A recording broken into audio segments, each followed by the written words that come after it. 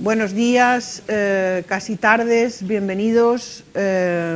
Esperemos que sea una ocasión más, como está ocurriendo durante todo el Congreso, de disfrute por el pensamiento, por las cosas que nos contarán seguro nuestros participantes en la mesa. Yo me llamo Ana Pérez y voy a ser la entrevistadora, moderadora de esta mesa. Estoy rodeada de gente a la que todos más o menos conocemos y yo desde luego yo admiro mucho. A mi izquierda, en primer lugar, el doctor Valentín Escudero, que es una persona que ha trabajado intensamente en todo lo que tiene que ver con la alianza terapéutica en términos de investigación, teorización, que tiene un precioso instrumento que podemos utilizar gracias a él todos, que es el SWATIF, y que sigue haciendo investigación, es psicólogo, profesor titular de la Universidad de Santiago, en fin, numerosas publicaciones. La Coruña. La Coruña. Numerosas publicaciones, etc.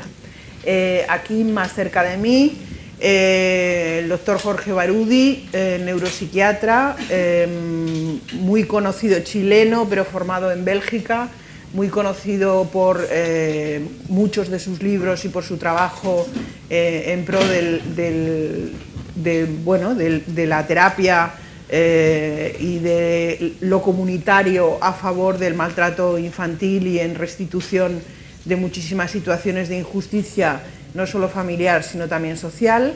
En la actualidad forma parte de una ONG que se llama Exil y aquí en España colabora con IFIB. A mi derecha, Conchita Martínez, Antonia Martínez, perdón, que es psicóloga clínica, terapeuta familiar y de pareja, es profesora de la Universidad de Murcia y es miembro fundador de la asociación Quiero Crecer, que ayuda a adolescentes en procesos que ella nos contará, ¿vale? Y un poco más lejos, pero no en el corazón, está Esperanza García Cuenca, expresidenta de la Asociación Valenciana de Terapia Familiar, miembro del grupo de terapia fase 2, trabaja en Valencia y trabaja específicamente en cuestiones tanto del ámbito público como privado dedicadas al maltrato infantil.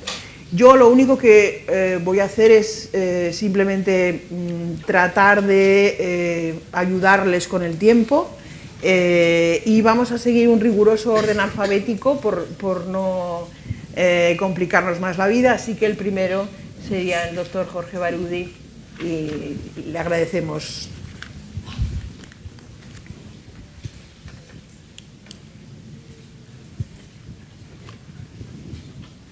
Bueno, encantado, ¿no? Buenos días a todas y a todos, encantado de poder compartir nuevamente.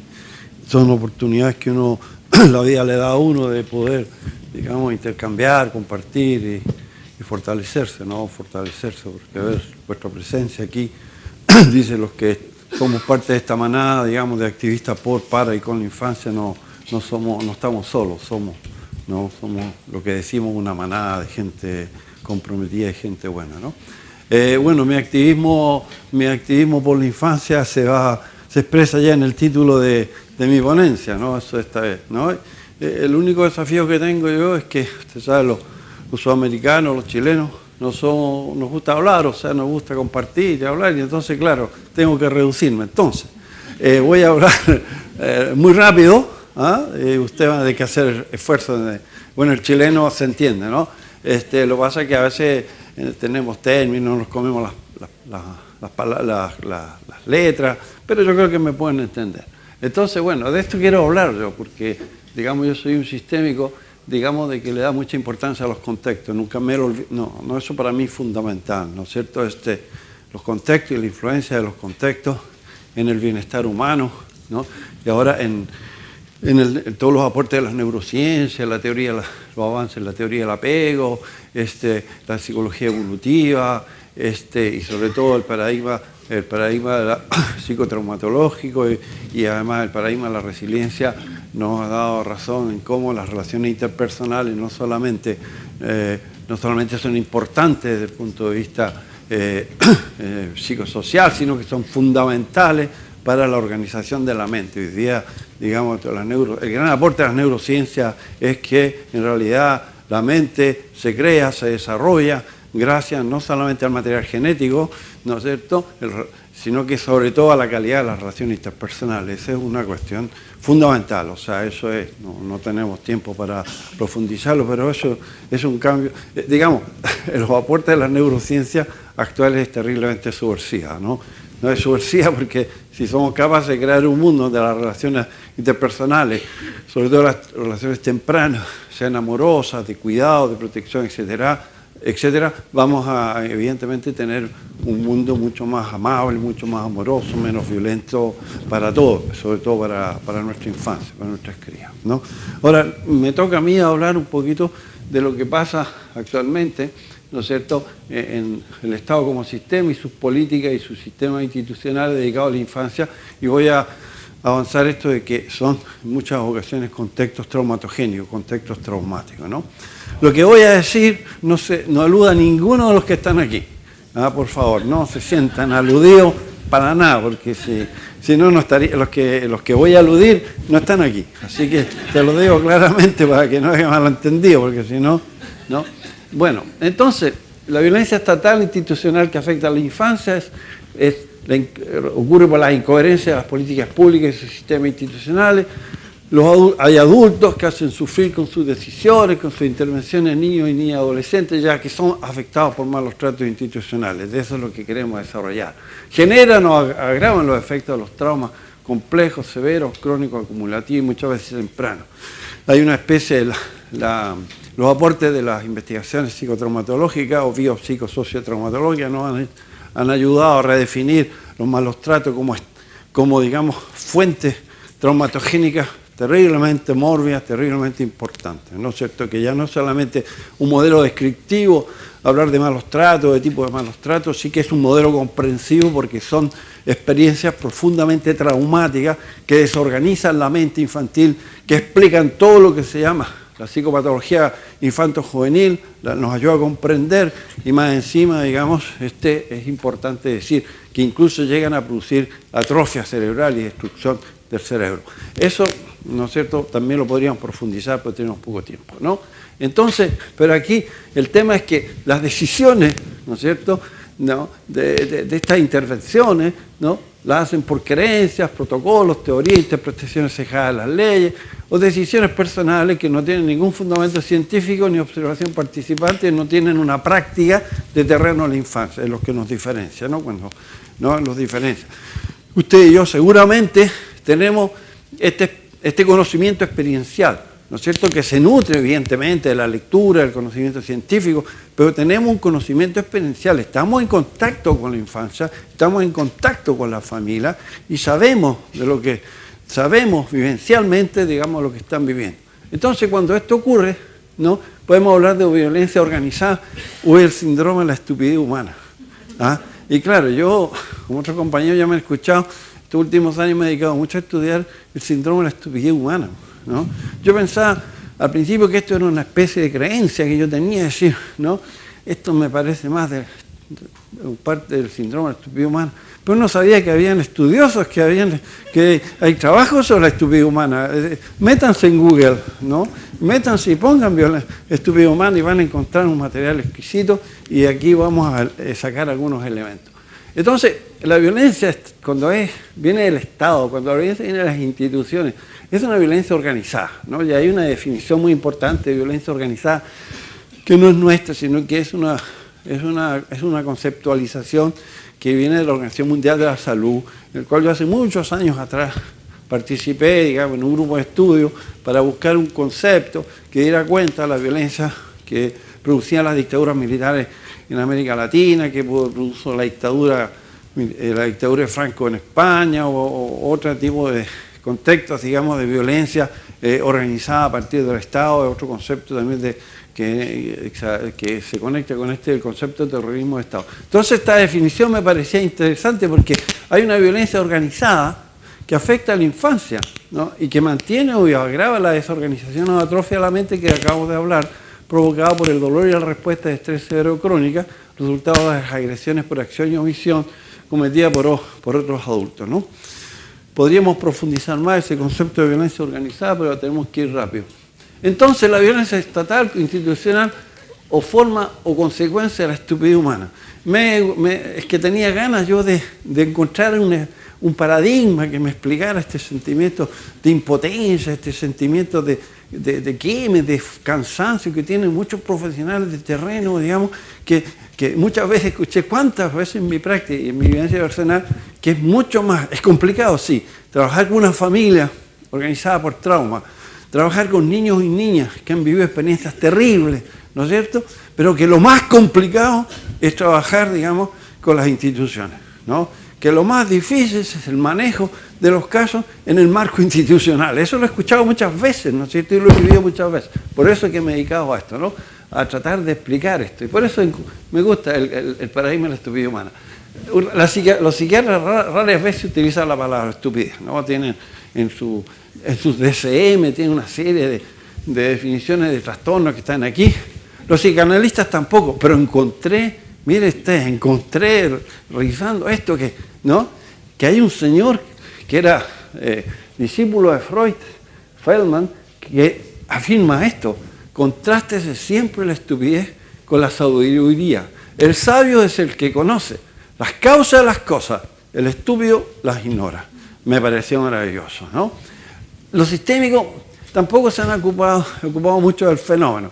A lo mejor ayer escuchando esta historia de las desconfirmaciones, ¿no es cierto? Y todo esto, a lo mejor va por ahí la cosa, ¿no? A lo mejor va por ahí la cosa. Bueno, la desconfirmación, desde el punto de vista psicotraumático, es el ninguneo, el no reconocimiento del niño o de la niña como sujeto legítimo, ¿no? Es la violación de los derechos y de las necesidades infantiles. Eso tiene una manifestación, ¿no? Pero en realidad los sistémicos muchas veces tenemos una deuda con la infancia, ¿no? O sea, no tenemos una deuda, pero no es tan grande, ¿no? Pero tenemos que seguir trabajando para, digamos, hay mucha gente que está trabajando desde lo sistémico, no sé, y como lo más interesante de los enfoques sistémicos es un enfoque integrador, ¿no? Lo sistémico se caracteriza porque integra, por lo tanto no hay espacio para todas las corrientes, ¿no es cierto? Y la recuperación, digamos, de todo lo que puede aportar para la infancia las otras corrientes. ¿Por qué me interesé? ¿No? Mis 30 años como terapeuta sistémico, ¿no? De niño y adolescente y como activista de la infancia, ¿no es cierto? Estoy convencido que la estupidez humana perjudica a la infancia, ¿no? Es una violencia institucional, es una violencia organizada, es sinuosa, imperceptible, a veces difícilmente detectable por los actos y los discursos y las prácticas estúpidas de profesionales, de funcionarios. Nadie se siente aludido, ya lo dije al principio, por favor, que no después se van a enojar conmigo. Solo se hace evidente por las graves consecuencias de la victimización y traumatización secundaria que provoca. Cuando ya tiene una cierta edad y tiene 30 años de experiencia, sabe de lo que estoy hablando, ¿eh? Porque hemos conocido niños que tienen a los 4 añitos con una sintomatología gravísima y después lo hemos vuelto a ver a los 12 años con una sintomatología y con una desorganización de la mente aún mucho más grave. ¿Qué ha pasado entre los 4 años y los 12 años? Es que las intervenciones que se han hecho, ¿no? Han sido intervenciones incoherentes, que no han adaptado los recursos a las necesidades, que se han aplicado, digamos, una cantidad de creencias y cambios de creencias. Dejemos al niño en el medio, saquémoslo del medio, volvamos a meterlo en el medio, etcétera, etcétera, etcétera. Todo tiene muchas veces que ver con lo que el Estado, ¿no es cierto?, lo que el Estado destina a la infancia, ¿no? Y cuando hay crisis en el Estado, ¿no es cierto?, cuando hay crisis económica, la factura, ¿cuál es el primer grupo social que paga la factura? La infancia. La infancia, eso es un tema terrible, ¿no es cierto? La infancia, la disminución, y siempre hay un pretexto, siempre hay ¿cómo decir?, una adhesión. Incluso de repente recuperan hasta el paradigma de la resiliencia para justificar, digamos, la no inversión pública, digamos, en recursos de protección, digamos, ¿no? Todo el mundo puede ser resiliente, ¿para qué vamos a meter tanto dinero, digamos, en la infancia, cuando en realidad el pocus pocus de la resiliencia va a cambiarlo todo? Cuando la resiliencia es, para conseguir resiliencia hay que invertir bastante, digamos, de recursos económicos, ¿no? Entonces, esto es el tema de la diferencia, digamos, ¿no?, entre el poder y la ignorancia, y el poder experiencial de trabajadores de la infancia como ustedes, como yo, digamos, que no somos omnipotentes, pero por lo menos estamos en contacto directo, ¿no? Y estamos, digamos, viviendo, ¿no?, estamos viviendo empáticamente, digamos, con la dificultad de la infancia. ¿Qué es un fenómeno histórico? Desgraciadamente es un fenómeno histórico esto, ¿no? Desgraciadamente la estupidez humana no duele, ¿no? Porque si doliera, ¿no es cierto?, si provocara en los estúpidos, digamos, un dolor en el pecho, digamos, un colon espástico, ¿no?, qué sé yo, una hipertensión arterial, a lo mejor ya se habría buscado hace mucho tiempo la solución del problema, pero el estúpido, ¿no?, la estupidez humana no duele, pero sí, ¿no?, a decir verdad, la estupidez duele, pero rara vez al estúpido, ¿no? Rara vez duele al afectado por esta estupidez. Ahora, bueno, este es un enunciado, ¿no es cierto?, de las prácticas estúpidas, ¿no? Hacen daño en la infancia por la pereza de usar la mente correctamente, por desidia, por cobardía y sobre todo por ignorancia, ¿no? Ustedes saben, ¿no?, y ustedes saben, no les cuento ninguna novedad, que muchas veces los responsables de los servicios de infancia, los responsables de los servicios de protección en la infancia, son cargos políticos, ¿no? E incluso en mi país, que es Chile, el último escándalo que se destapó después del asesinato de una niña en un centro de protección, en un centro de acogida, el último escándalo es porque los educadores, ¿no?, habían sido contratados, digamos, por pertenencia a los partidos políticos que dominaban el Estado. Entonces, ¿no? Y aquí hay una serie de otras prácticas, ¿no es cierto?, que están ahí, que ustedes tienen que leer porque ustedes leen más rápido lo que yo digo y si el tiempo se me va a pasar, ¿no? Y no quiero quitar el tiempo a los demás. Lo que quiero insistir que no sé, la tentación de tropezar siempre con la misma piedra, es decir, no estudiar, no formarse, no hacerle caso a la experiencia de los trabajadores de terreno. Los educadores sociales que trabajan con los niños en contacto directo son los menos escuchados. Más notorio la investigación, eso está ahí, ¿no? Esto ya lo hemos dicho, ¿no es cierto?, ¿no? Este es un ejemplo, una bonita foto de la estupidez humana, ¿no es cierto? ¿No es cierto que es bonita como... con esto nos agarramos palabras, ¿no? Una de las prácticas más estúpidas es la burocracia, y ustedes saben lo que es la burocracia, ¿no? Los que trabajamos en infancia, los que trabajamos para conseguir una medida de protección, para que una coherente, tenemos que hacer papeleos, informes, más papeleo, más informes, y a veces pasamos más del 40 o el 50% de nuestro tiempo digamos, satisfaciendo la necesidad del burócrata que trabajando directamente con la infancia y con las familias. Eso no les cuenta nada nuevo. Esto me encanta. Yo creo que con esto voy a ir terminando, ¿no? No es que no sea un antisocial, dice el chaval, ¿no?, ni solitario, es que conozco la estupidez humana y no me quiero contagiar. Eso me parece una cosa interesante. Ahora sí, esto también es un enunciado, digamos, de lo que podrían ser este síndrome de la estupidez humana en los servicios de protección. Afortunadamente, en todos los servicios de protección, afortunadamente hay profesionales que se queman y después tienen que desquemarse, pero que siguen y que tienen un compromiso y tratan de cambiar las cosas desde adentro, con los que podemos hacer lindas alianzas para sacar los casos adelante y ustedes los conocen también, ¿no? Esto es evidente, ¿no es cierto? Todas las personas tenemos derecho a la estupidez, pero algunos abusan de este privilegio y ese es el gran problema, ¿no?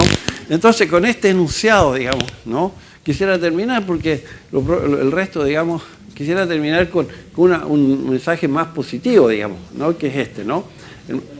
Digamos, se los recomienda. El Carlos Cipolla, ¿no? No digan cipolla, porque eso es muy feo. Ya me he equivocado yo, ¿no? Ya me he equivocado. Cipolla, el italiano. Eso búsquelo en la internet. Esto es bien interesante, las reglas fundamentales, ¿no?, de la estupidez humana, que están muy lindas, ¿no es cierto? Esto también me gusta, ¿no?, esta evolución. El último un poquito grosero, pero bueno, ¿no?, el homo tontoculus, ¿no es cierto? ¿Ah? ¿No? Eso también es interesante, ¿no? Y entonces lo que quiero terminar es reconocer, digamos, que, ¿no?, el tema de la resiliencia y la noción de tutor y tutoras de resiliencia nos da una alternativa a la estupidez humana. Mientras somos tutores y tutores de resiliencia, mientras somos capaces de ofrecer vínculos afectivos, empáticos, mientras somos capaces de acciones educativas para promover valores, mientras somos capaces de estimular entretenimiento, placer, buen humor en la infancia, ofrecer terapias reparadoras, lo que llamamos la traumaterapia sistémica. A la tarde vamos a hablar un poco de esto, ¿no es cierto?, y contarles los 20 años de experiencia en este modelo, digamos, estamos de alguna manera contrarrestando, estamos de alguna manera creando los antídotos. Y eso, gracias por esto, eso te lo digo de corazón.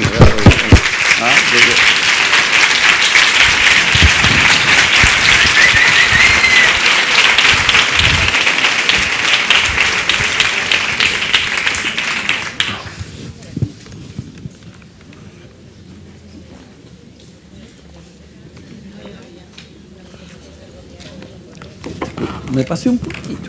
Solo un poquito. Un poquito, sí.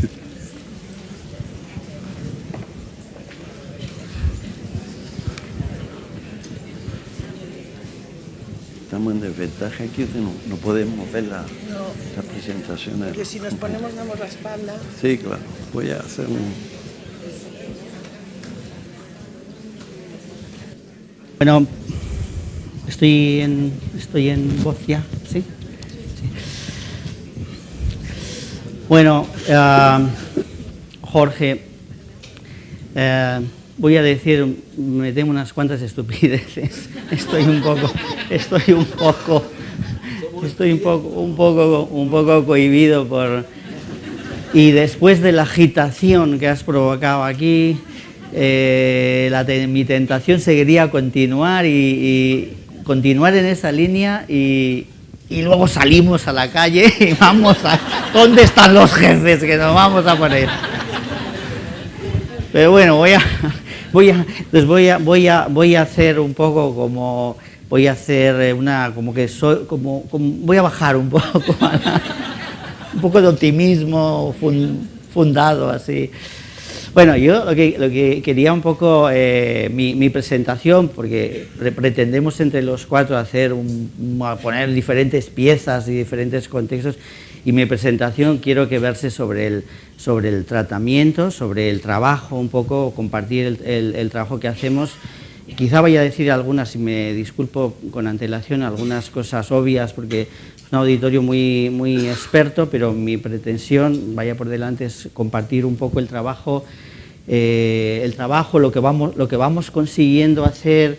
Me ha presentado como investigador, pero yo soy un terapeuta, un alma de terapeuta, y realmente lo que voy a presentar es un poco de la experiencia, especialmente de estos últimos años, de 2010, 2011, con un programa específico en el que hemos estado atendiendo en una comunidad autónoma, un programa que se ha definido como el programa de referencia para la atención a niños que están en una situación de riesgo o desamparo. Es verdad que lo que os voy a contar proviene de la experiencia de trabajar con niños en el que las situaciones de maltrato, abusivas, etcétera, son previamente evaluadas, son previamente puestas en un marco social y jurídico cuando es necesario, y ahí empieza un poco nuestro contexto de tratamiento, a aclarar esto. Entonces, estamos un poquito trabajando, porque es verdad que a mí me interesa el paradigma de la investigación en el sentido de investigar nuestra práctica. Yo tengo la idea, la convicción, y creo que lo que ha explicado Jorge lo ratifica mucho, que la gente que está trabajando en la práctica es siempre la vanguardia y es la que se va enfrentando a los problemas, y detrás viene las soluciones de lo que nos pueden ofrecer los políticos siempre es escaso, y lo que nos ofrece la investigación, los académicos, que van de alguna manera ratificando, depurando las cosas, pero la vanguardia siempre son los profesionales que tienen que atender las necesidades, ¿no? Nosotros trabajando con esta población de situaciones de abandono, de maltrato, adversidades muchas veces muy relacionadas con situaciones carenciales y de limitaciones, pues nos encontramos con el marco, vamos a llamarle así, el marco teórico, valorativo, de disfunciones en estos niños cuando tenemos que trabajar la recuperación, la rehabilitación de estos niños, disfunciones que podían estar pues dentro para mí personalmente me interesan estos marcos diagnósticos de la disfunción del trastorno del vínculo, del apego, del trastorno traumático del desarrollo de Van der Kolk. Me interesa mucho y de hecho es nuestro marco preferencial, el marco del trauma relacional. Ayer tuvimos una presentación también donde aclaraba algunas de estas cosas Fiona Chu. ¿Y qué es lo que nos encontramos en esta situación? Bueno, nos encontramos básicamente niños que lo que sufren por la situación que han vivido de maltrato es una inseguridad emocional muy constatable, muy importante, y un nivel muy intenso de ansiedad que ahora mismo es muy común que se confunda con TDAH, con una cantidad de diagnósticos, pero básicamente este es el perfil, porque la expresión de esa situación es una expresión que tiene como salida básicamente incluso neurológica, pues una cosa que viene de serie en el ser humano, que es o la ira, el ataque defensivo, o la evitación, o escapar en lo posible, ¿no? Que es lo que tenemos en común pues con todas las especies que se pueden mover prácticamente. Pero el ser humano tiene un sentido diferente de culpa, de vergüenza, lo que hemos llamado los psicólogos baja autoestima, una sensación de no valer, ¿vale? Y esto es lo más común que nos encontramos, y este es donde empieza toda la situación en una primera infancia. ¿A qué nos lleva esto? Que estamos siempre trabajando con niños que tienen una dificultad de gestión emocional, dificultad de gestión de sus emociones, de saber cómo responder, de saber cómo interpretar sus propias reacciones. Esto genera automáticamente, en cuanto se tienen 3 años, genera unas dificultades de relación. Y cuando se tienen 6, 7 años, estas dificultades de relación son importantes. Es verdad que se están confundiendo muchísimo con otros diagnósticos, ¿vale? Luego, si queréis, podemos hablar un poco más de esto, me imagino, en la mesa. Cuando estamos trabajando con estos niños en una etapa preadolescente, adolescente, automáticamente va reconvirtiéndose esto por el contexto, que decía Jorge, el contexto social, en dificultades adaptativas.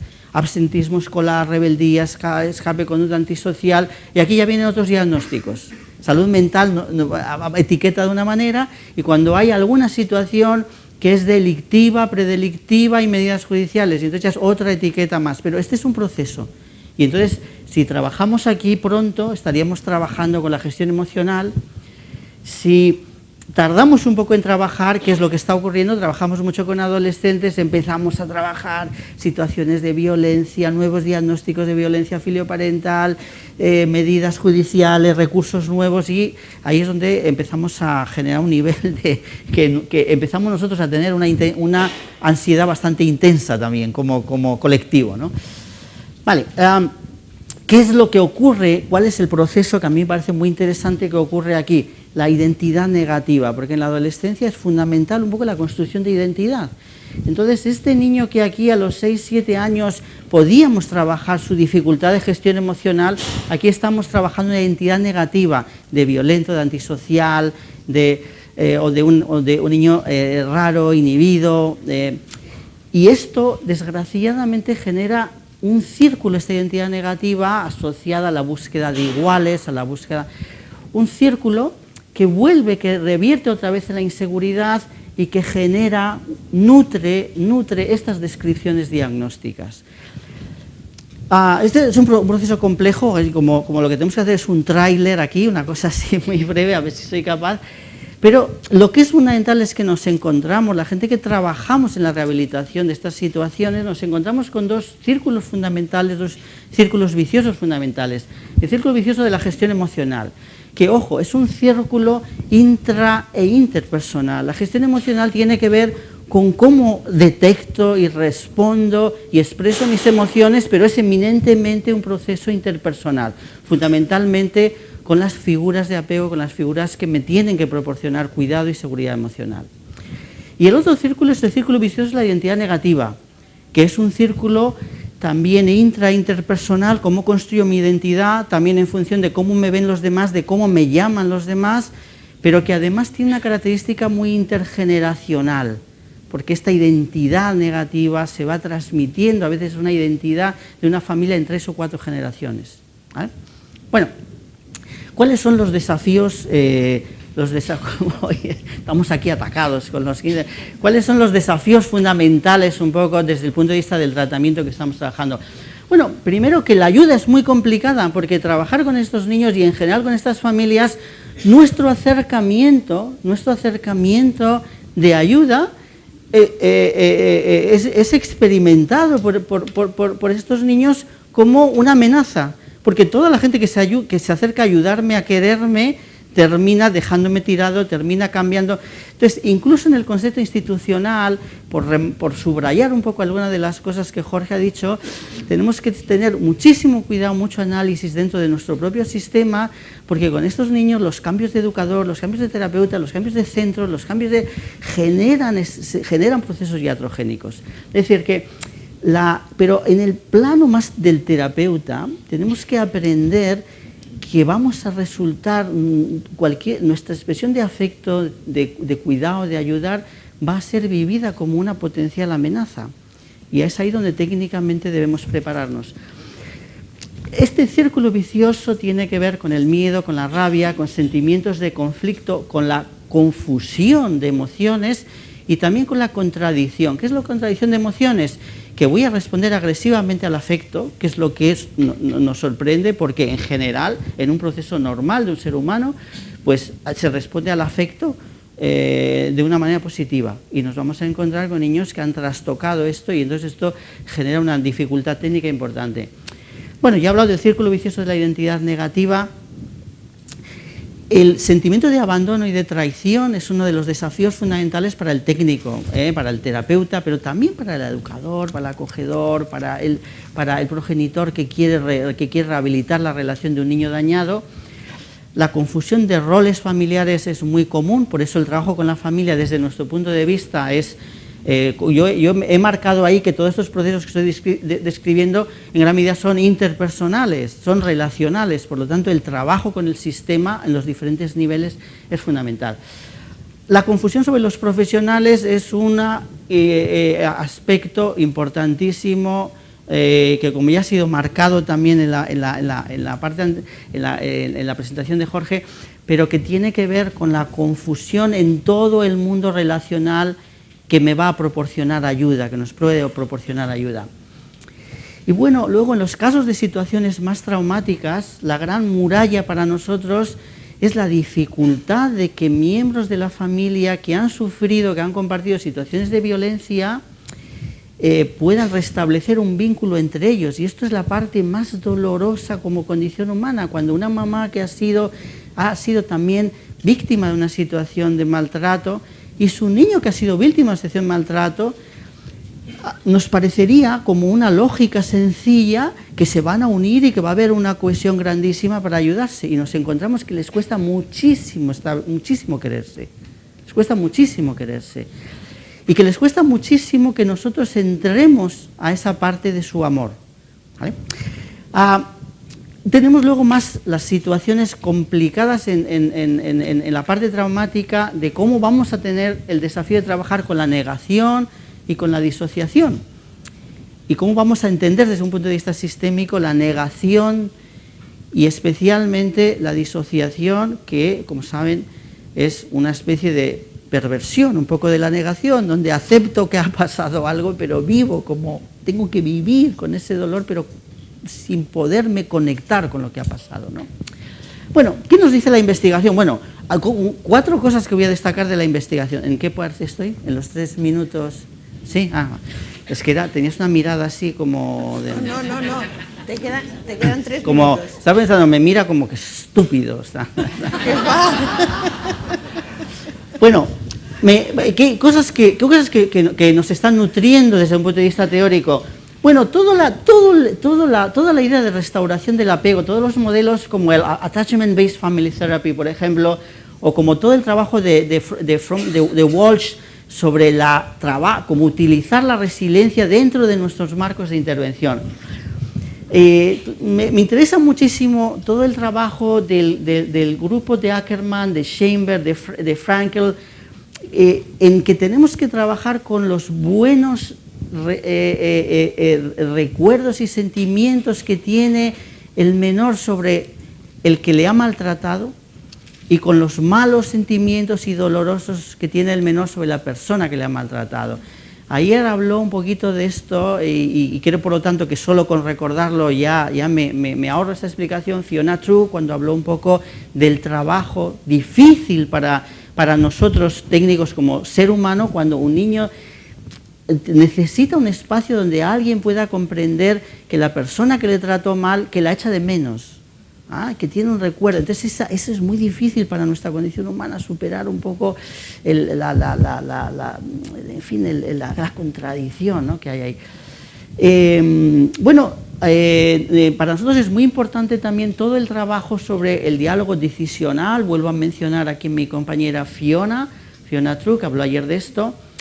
El enfoque multimodal recursivo que nosotros también compartimos.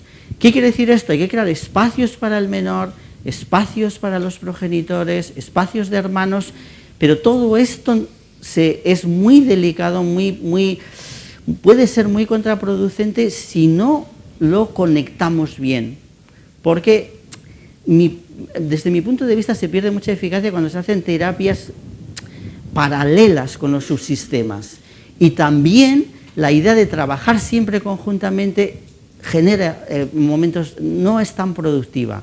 Entonces es muy importante tener espacios donde la familia los vea conectados, pero tengan privacidad, individuación. Nuestro modelo lo voy a describir en 2 minutos. Acabamos de publicar una compilación un poco de nuestro trabajo, que es un tratamiento, un programa, una formulación, ¿vale? No es tanto como, ni mucho menos como algo que podríamos llamar modelo, que se basa un poco en la construcción de una relación terapéutica, de una alianza terapéutica. Entonces, las estrategias fundamentales es, primero, la seguridad, o sea, entender que la construcción de seguridad tiene 4 niveles fundamentalmente: el nivel intrapsíquico de ruptura de la seguridad, el nivel relacional, el nivel interpersonal, el nivel del sistema, lo que llamamos el nivel intrasistema, que es la seguridad en la familia, y el nivel intrasistémico, que ahí es donde está toda la red de tratamiento, todo el trabajo, porque estos 4 niveles tienen que acompasarse bien, ¿vale? Pero es un concepto importante, los diferentes niveles o capas de la seguridad. Otra estrategia fundamental es que no se puede prescribir una conexión emocional, porque lo que tenemos que restaurar es la capacidad de conectar. Y con un menor que ha roto la seguridad que puede tener en conectarse con alguien, y esto no se puede prescribir. Entonces el sistema tiene modelos donde están basados en una idea no escrita de que prescribimos idoneidades, y hay que trabajar con la idea de que solo podemos facilitar contextos donde se aumente la probabilidad de reconectar emocionalmente, porque si prescribimos la conexión emocional entramos en una paradoja, ¿vale? Hay que trabajar con delicadeza, hay que adaptarse al estilo de apego del menor, a la forma de reaccionar que tiene a su inseguridad. El técnico debe de saber cómo trabajar con un niño muy evitativo, cómo trabajar con un niño muy ambivalente. Esto técnicamente es fundamental. Hay que trabajar con las situaciones de no problema y de no puedo controlar, pero no tengo tiempo un poco aquí para explicar esto, y habla un poco de los espacios separados que se conectan, ¿vale? La idea del tratamiento central en la alianza terapéutica que nosotros usamos un poco como parte y la aplicabilidad de esto está textada en este programa es, por un lado, esta idea tan sencilla de que la relación de ayuda, la alianza terapéutica, tiene un riesgo muy alto de convertirse en algo que aumente, que nutra, si falla, si genera decepción, si genera frustración entre el profesional de ayuda y el menor que ha sufrido esta situación, en convertirse en parte de un círculo vicioso. La parte positiva es que si lo hacemos bien, empezamos a generar un círculo virtuoso a través de la ayuda.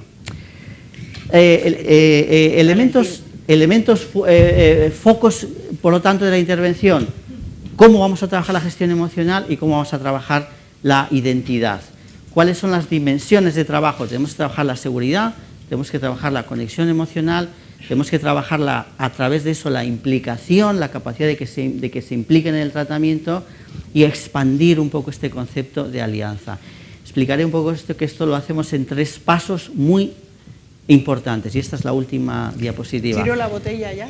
Tira la botella. No, la clave era, primero me haces un gesto, luego tiras la botella y luego te caes al suelo. Hasta que caigas al suelo no pienso. Pero solo quiero plantear esta idea, porque esta es una idea que nos ha llevado muchos años y es una cosa muy sencilla. Lo primero de todo es construir seguridad para facilitar un contexto de conexión. Y la conexión es la que nos va a generar un enganche en los tratamientos.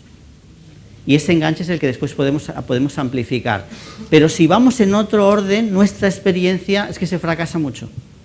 Si empezamos por objetivos, antes de crear conexión, se fracasa mucho. Ya está, gracias.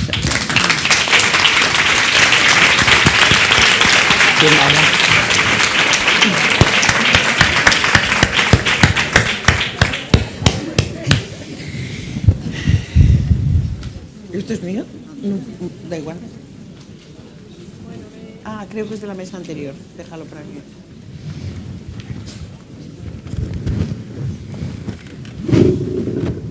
¿Me vais a permitir que vaya leyendo la participación? Que no quiero que me se me acabe el tiempo. Y voy a intentar ceñirme al máximo. Me estoy portando... Lo primero que me gustaría es dar las gracias a la organización del Congreso y especialmente a Ana Caparrós, porque lo ha hecho todo muy fácil y la verdad es que es un placer poder estar esta mañana con vosotros. Cuando me propuso participar en la mesa, me hizo pensar y darles muchas vueltas a ciertas cosas, y ya solo eso creo que merece la pena también el vértigo que en este momento también siento, ¿vale? La mesa está centrada en la violencia hacia la infancia y las contribuciones de mis compañeros me ayudaron a delimitar dónde quería poner el acento. En qué parte de este cuadro grande y terrible que es la violencia hacia los niños y hacia las niñas, posar la mirada. Hay temas que cuando nos acercamos a ellos nos dejan permanente y tozudamente insatisfechos, al menos es lo que a mí me pasa. Esta es una frustración difusa de sentir que sí, pero siempre hay algo que se escapa. Y si nos acercamos a las intervenciones terapéuticas, se nos pueden escapar como el agua entre los dedos las intervenciones de control. Si ponemos el acento en cuestiones legales y penales, se pueden escurrir el alma de las familias trituradas por el sistema judicial. El interés superior del menor, ese gran lema, roto en pedazos muchas veces por la falta de recursos que empuja a los profesionales a forzar el retorno a los núcleos familiares. Sabemos que a mayor vulnerabilidad hay mayor posibilidad de daño. ¿Qué hacemos también con las desigualdades sociales? ¿Qué hacemos con las desigualdades económicas? ¿Qué hacemos también con la violencia y la negligencia hacia los niños de clases no desfavorecidas? Y puedo seguir, porque desgraciadamente nos movemos en un campo minado. La intervención terapéutica está brillantemente recogida en la mesa y me gustaría centrarme en esa parte previa a la intervención. Porque es posible realmente hacer una intervención terapéutica adecuada sin un sistema de protección eficaz. Sabemos que un buen sistema de protección abrirá la posibilidad, facilitará, potenciará efectos de la intervención terapéutica, o bien la va a volver prácticamente imposible. Durante años he estado trabajando en contextos no clínicos de intervención, en situaciones de maltrato, de negligencia, de abuso, trabajando desde la parte de la trinchera, que me gusta llamar a mí. Desde esa primera línea de intervención que muchas veces se oye denostar y en ocasiones en determinados contextos y por determinados profesionales que desarrollan su labor en contextos súper especializados o en recursos que abarcan un campo muy pequeño del campo. Conozco, quién no, malas prácticas y malas intervenciones. Y también conozco este mundo lleno de Cs, que es como me ha gustado titular la intervención, de contradicciones que pueblan el contexto de intervención, especialmente desde esa primera línea. Precisamente por este acercamiento desde los recursos asistenciales a la violencia, a la negligencia, a la miseria, a la falta de alternativas, ser sistémica se convirtió desde el inicio en una necesidad. Soy sistémica porque me gusta la complejidad y porque me desagradan enormemente las complicaciones innecesarias o las estupideces. Sé bien el equilibrio inestable en el que estos dos ámbitos se mueven, la protección y la intervención terapéutica, las intervenciones clínicas y las intervenciones de control. En ocasiones se plantean de modo cuasi excluyente. A menudo se huye de los contextos de control.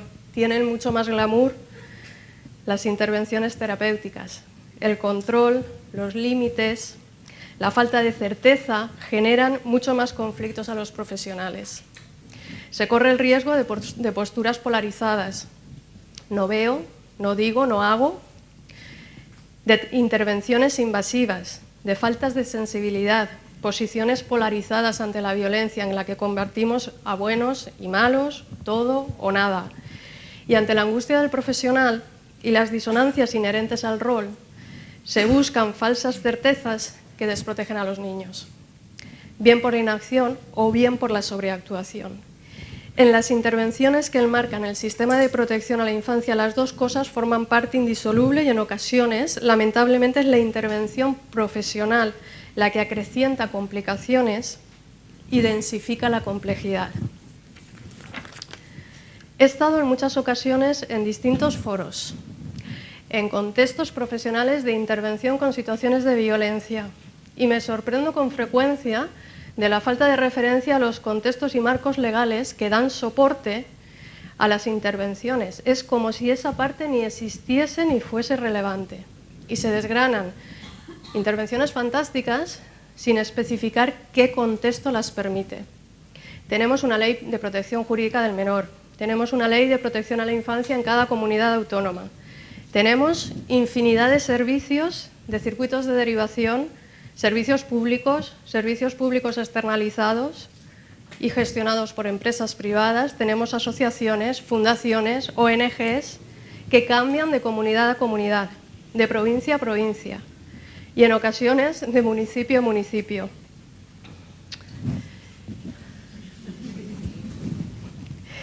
Y, bueno, me olvidaba de algo secundario. Tenemos cambios de equipos de gobierno a nivel nacional, autonómico y municipal, más o menos cada 4 años. Y seguro que estamos todos de acuerdo en que esos cambios no afectan prácticamente en nada los marcos de intervención. Siempre me pregunto desde dónde extraemos conclusiones que nos ayudan con la complejidad y desde dónde intervenimos para evitar la complicación. Ya que hay intervenciones maravillosas que no vamos, desgraciadamente, a poder extrapolar a nuestros contextos, porque esas complicaciones burocráticas nos lo van a impedir. La falta de recursos de protección adecuados sobrecargan y ponen el acento en los profesionales, a los que se les pide ejercer su trabajo en un contexto de control sin las herramientas necesarias y adecuadas. La inducción desde las organizaciones supra de deslizamientos de contexto, por si ya a los profesionales no nos resultase suficientemente complicado, hacen las cosas aún más difícil. Hasta ahora, y espero no haber deprimido demasiado, me he centrado en uno de esos ejes que comentaba al principio, las complicaciones, y con frecuencia complicaciones burocráticas, complicaciones que forman parte del día a día de esa primera línea encargada de la protección. Quizás perdimos la inocencia profesional hace mucho. Sabemos que el fin de cualquier organización es su propia supervivencia, pero esto sigue doliendo y realmente espero que siga doliendo. Les voy a contar una historia. Hace años, un coordinador de servicios sociales decía: hacéis un trabajo muy importante en el despacho, pero si pongo una farola en la calle, se ve mucho más. Y hace menos tiempo, otro responsable de bienestar social decía: esto de las reuniones, de hablar de casos, de perder el tiempo, las prohibí hace mucho. A lo largo de mi práctica profesional he visto y he vivido las lágrimas de muchas compañeras, la rabia de muchos profesionales, la soledad de la intervención, la responsabilidad por las acciones de un tercero, los malos motivos. Bueno, perdón, me olvidé del género. Profesión de cuidado, mayoritariamente ejercida por mujeres. Y tendríamos mucho que hablar también sobre este tema. Profesionales agobiadas, profesionales quemadas, profesionales trituradas, exprimidas y escupidas por el sistema. No perder el entusiasmo, no dejarse llevar por la queja. Todo eso forma parte de las complicaciones y también de las complejidades. Este es parte del juego de complicaciones asociadas a la parte profesional. Redes profesionales solapadas en la intervención, dificultades para ejercer contextos de control, falta de trabajo preventivo, recursos saturados, recursos que repiten isomórficamente pautas disfuncionales, intervenciones que desresponsabilizan, falta de supervisión de la práctica, falta de trabajo en red, y hasta ahora ni siquiera me he acercado al juego de complejidades que aparecen en las familias. Por señalar algunas: dinámicas familiares disfuncionales, traumas trigeneracionales, apegos desorganizados, inexistencias de factores de protección, invisibilización y negación de la violencia, de la infancia, exclusión social, y podríamos seguir.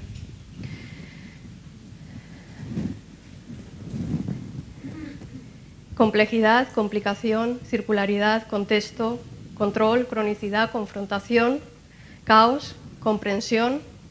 La protección a la infancia, para mí, se escribe, se describe y se inscribe con múltiples test. Soy una optimista incurable, quizás tenga que ver el nombre con esto, y siempre que me desaliento me digo: si así no se puede, ¿cómo sí podríamos? Mi propuesta pasa por manejar la complejidad, lidiar con la complicación, entender la circularidad en contextos de control y diluir o paliar la cronicidad, a veces desde la comprensión, a veces desde la confrontación, para poder iniciar así caminos nuevos. Y ser creativos y tremendamente estratégicos en la relación con las organizaciones. Siempre hay margen para la actuación, incluso en situaciones en las que se ha hecho rematadamente mal. Nos vamos a apoyar en la presentación de una intervención pequeñita para ejemplificar no solo el qué, sino también el cómo. ¿Cómo voy, Ana, con el tiempo? Pues te faltan 5 así. 5 minutos, vale. Y aquí voy a contar otra historia. Érase una vez una familia con muchos niños, 9, de entre 16 y un añito de edad. Una familia pobre, cargada de dificultades. Una pobre familia cargada también de profesionales. No había trabajo, no había ingresos, se malvivía con la pensión de orfandad de los 3 mayores y los papás se consolaban con el alcohol en lugar de hacerlo entre ellos. Y todo empezó a ir mal. Los padres solicitaron una guarda voluntaria para sus hijos. No podemos actualmente ocuparnos de nuestros niños. Por favor, atiéndalos usted, señora Administración. Pero la señora Administración nunca respondió. Estaba dormida. Hasta que un buen día, uno de los pequeños más pequeños se puso malito. Tan malito que el médico que lo cuidó pensó que se moría. Y entonces la Administración despertó y se asustó. Corre, corre, corre, fuera, fuera, fuera. Todos los niños salieron de casa. Unos, los más pequeños, con otras familias, otros, los más mayorcitos, con otros niños mayores como ellos, a un sitio llamado centro. Y es ahí donde nos encontramos nosotros con la familia y con el fracaso del sistema de protección, incapaz de detectar a tiempo el sufrimiento de estos niños. El fracaso del sistema de protección en una situación donde los indicadores de riesgo aullaban como aullan las sirenas y nos encontramos unos padres que ya no pueden serlo porque ya no hay hijos. Nos encontramos con la impotencia ante la inacción de la Administración que lleva meses sin permitir visitas tuteladas.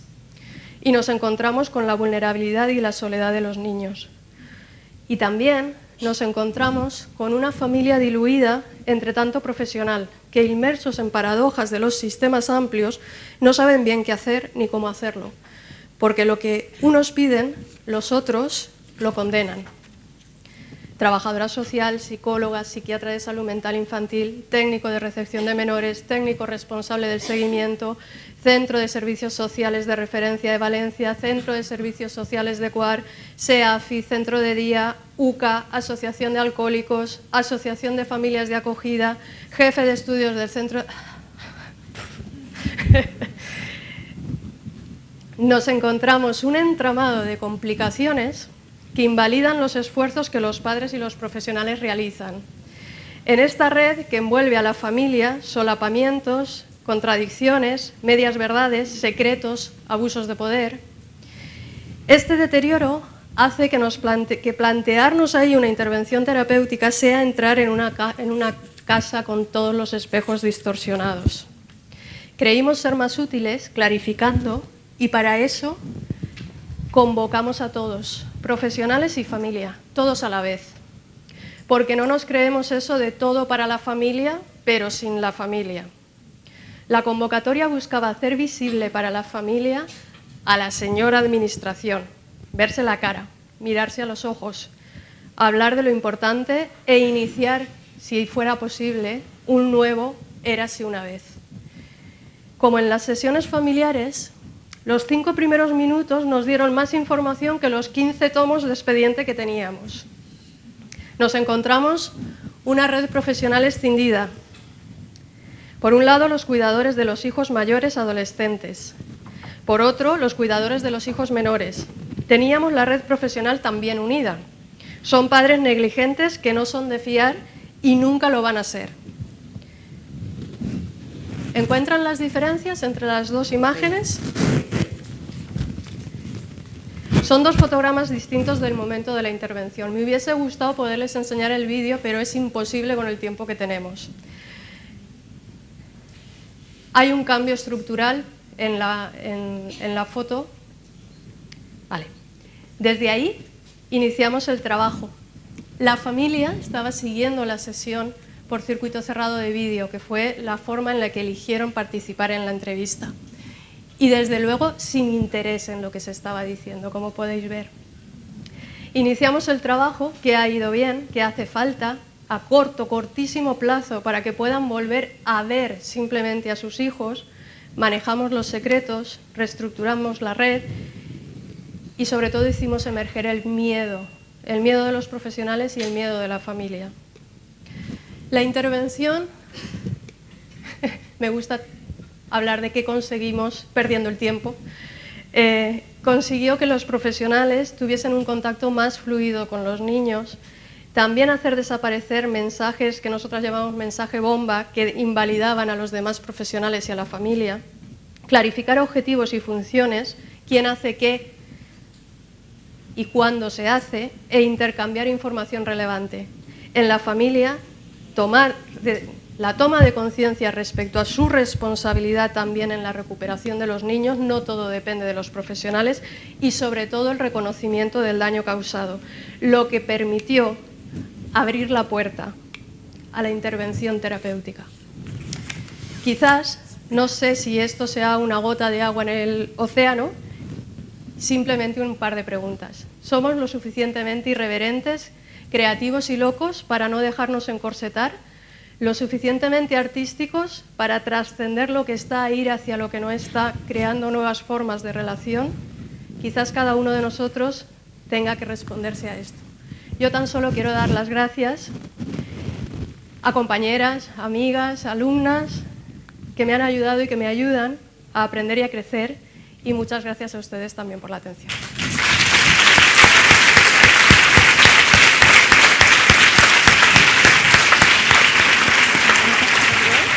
Esto es para pasarlas y si quieres el láser ahí.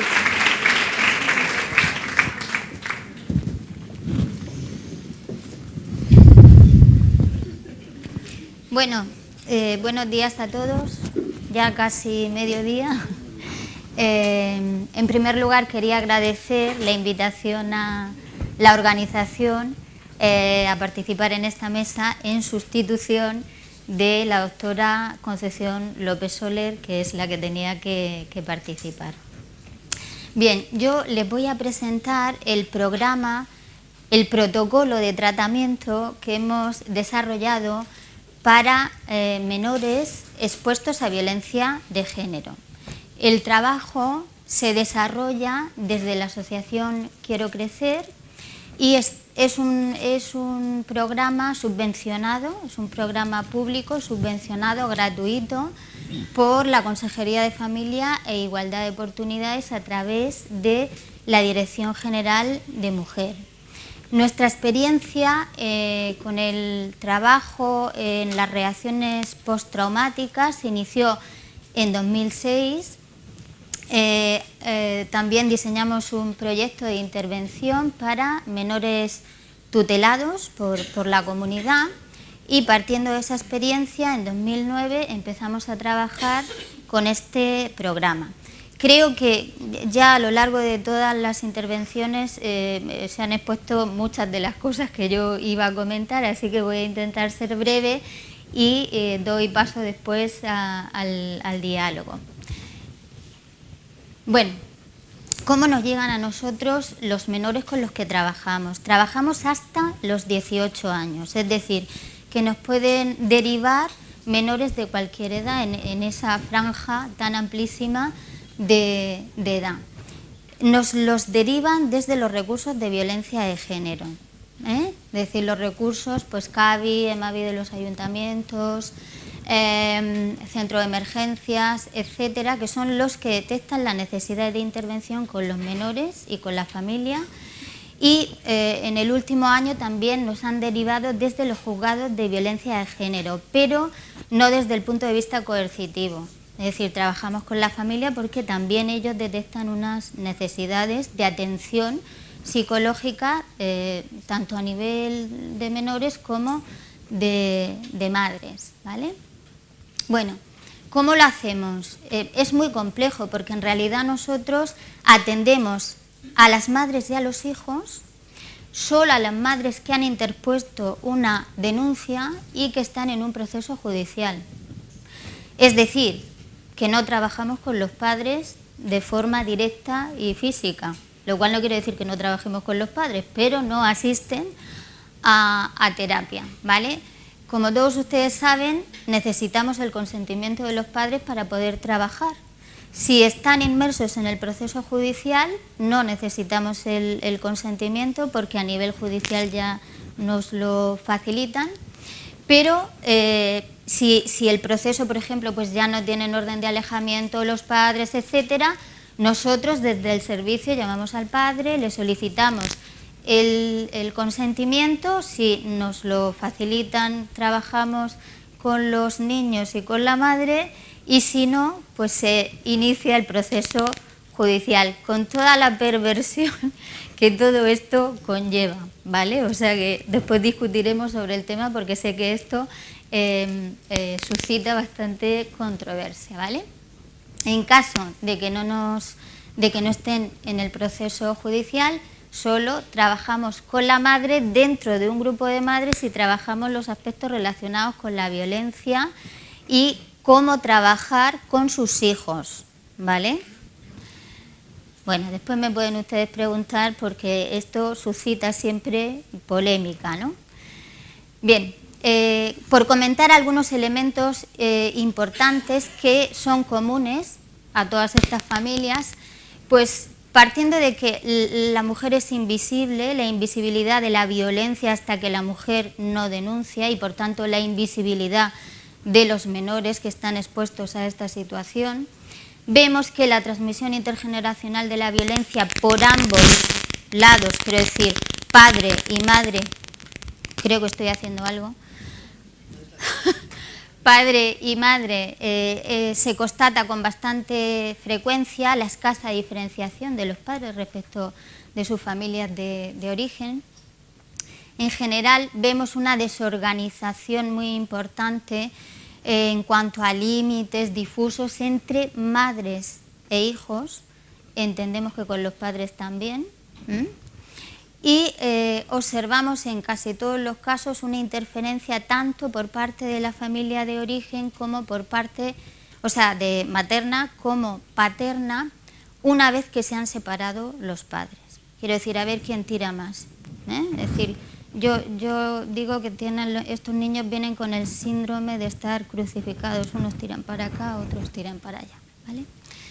Bueno, las madres, nosotros atendemos familias rotas y madres muy afectadas, ¿eh? Es decir, son madres muy traumatizadas, con muchos síntomas emocionales, etcétera. Y evidentemente en función de cuándo se inició la violencia dentro del ámbito familiar y de la edad de los menores, porque atendemos a una amplia gama de edades, podemos encontrar relaciones de apego más inseguro o más desorganizado. Todos ellos tienen, o casi todos, tienen contacto con el padre, visitas alternas los fines de semana, etcétera, en función de la edad, pernocta, no pernocta, y algunos solo a través del punto de encuentro familiar. A menudo también encontramos que existe un maltrato directo hacia el menor por parte de la pareja o expareja de la madre, es decir, que hay una coocurrencia de exposición a violencia de género con otros tipos de maltrato. No siempre, pero con bastante frecuencia sí que lo encontramos. Y también observamos en esta dinámica familiar que la violencia persiste tras la separación, instrumentalizando a los hijos no solamente por parte de los padres, sino también por parte de muchas madres. Bueno, pues con ese panorama, ¿nosotros qué nos planteamos? En primer lugar, prevenir el desarrollo de sintomatología, porque muchos de los menores que se nos derivan tienen una edad temprana y entonces creemos que es fundamental prevenir. Ahí es fundamental legitimar el dolor de estos menores y también de las madres, eso es básico, detectar las vulnerabilidades que van desarrollando, potenciar los recursos y ayudar a articular su experiencia individual y familiar. Y digo experiencia individual y familiar porque creo que es preciso articular ambas partes, en línea también con lo que comentaba Valentín. Y bueno, y si ya existe sintomatología, pues hay que entender los factores individuales y familiares que finalmente se traducen en una conducta sintomática. ¿Qué procedimiento llevamos a cabo? Pues una primera fase de valoración. Hacemos una entrevista semiestructurada tanto a los menores como a la madre. A veces se hace conjunto, a veces separado, depende. Se hace una devolución y un contrato terapéutico en donde, a pesar de que nosotros tenemos el protocolo desarrollado, sí que concretamos los objetivos con las familias, ya que tenemos un intervalo de edad muy amplio. Una segunda fase de intervención. Las intervenciones, las modalidades de intervención es multimodal. Se hace una intervención individual cuando son adolescentes,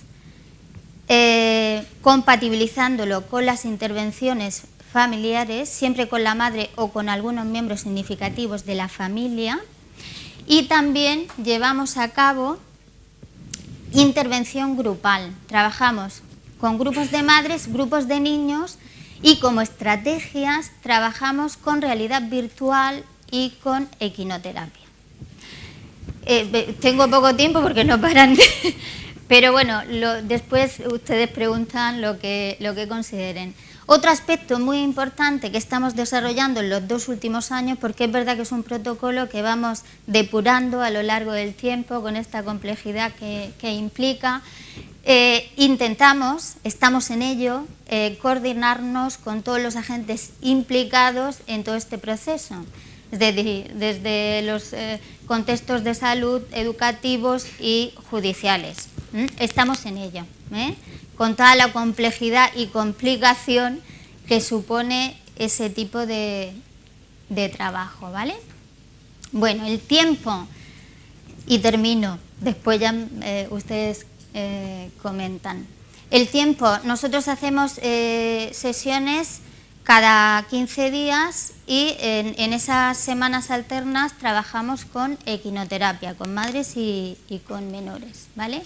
Bueno, ahí había puesto algunos elementos del trabajo, de la intervención individual, en donde fundamentalmente se trabaja destriangular, facilitar la experimentación de emociones desde la seguridad, emoción y sensación desde un marco de seguridad, desculpabilizar, como ya se ha comentado, externalizar el síntoma, es importante poder trabajar la externalización del síntoma, trabajar con todos los recursos que ya tienen los menores y las madres e incorporar al padre y trabajar los roles familiares, incorporando al padre, si no es físicamente, sí presentificándolo. Es decir, el padre es importante, aunque en la actualidad no pueda incorporarse a la terapia, puesto que tienen una orden de alejamiento. De ahí la perversión del propio inicio del trabajo, ¿no? Es complicado. Y bueno, pues se me acaba el tiempo, pues que pregunten y lo dejo aquí. Muchísimas gracias.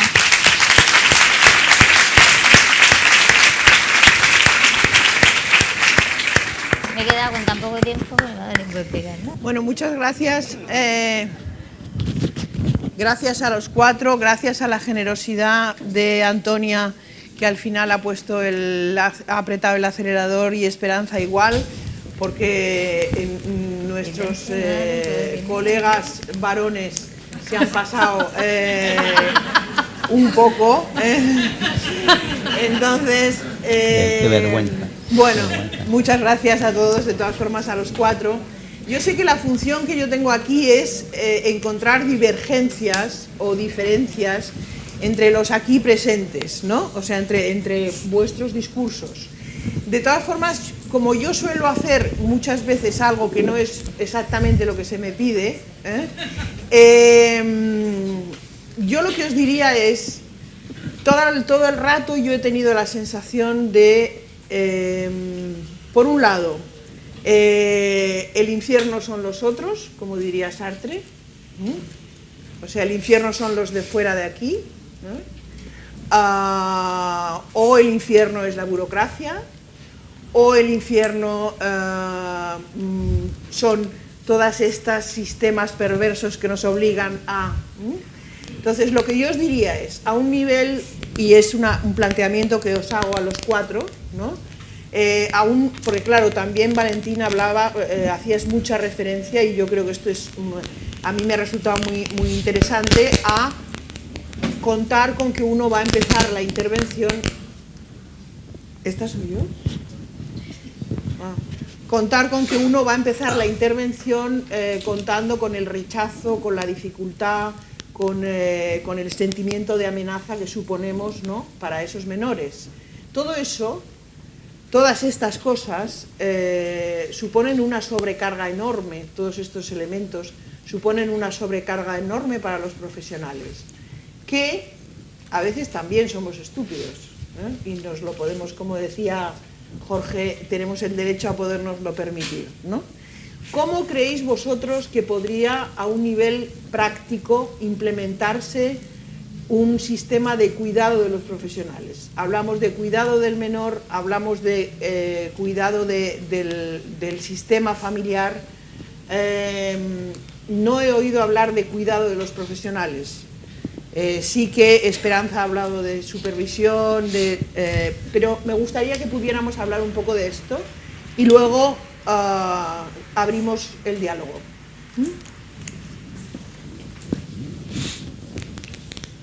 Ellas, si no, después no... Es que ahora no queremos hablar. No, pues que por favor. Les debemos tiempo. Sí, usted. Bueno, empiezo yo. No. Yo creo, voy a ser muy. Yo creo que bueno, es evidentísimo que el cuidado del sistema profesional. Yo soy optimista sobre el sistema profesional, y soy optimista porque los datos de cómo estaba la infancia hace 100 años a cómo está ahora en salud, en bienestar, en todo, ha mejorado muchísimo, y la tendencia es a que eso mejore.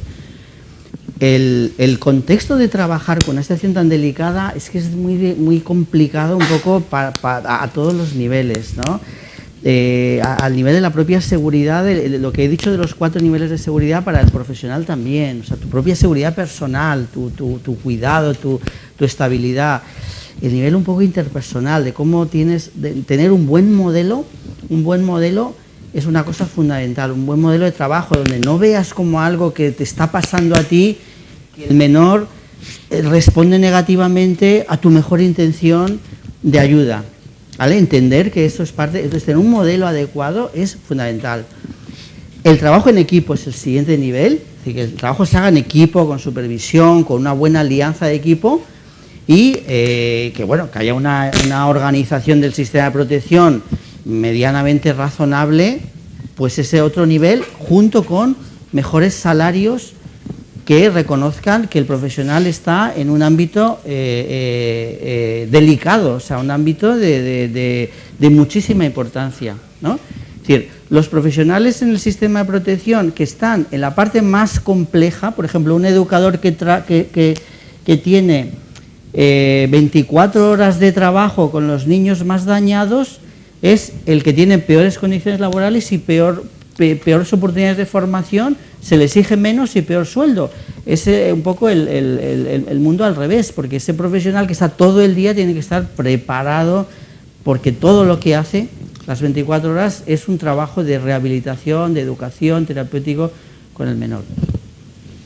Ese es mi punto de vista. A mí me gustaría añadir también algo que tenemos todos al alcance de la mano, que es la parte también de la nutrición en las relaciones con los compañeros, porque a veces esa parte se nos despista un poco, y entonces poder también hacer un cuidado interpersonal entre nosotros de apoyo, y eso forma parte de los equipos que funcionan y trabajan bien, pero no necesariamente, también es algo específico para mí como para poderlo resaltar.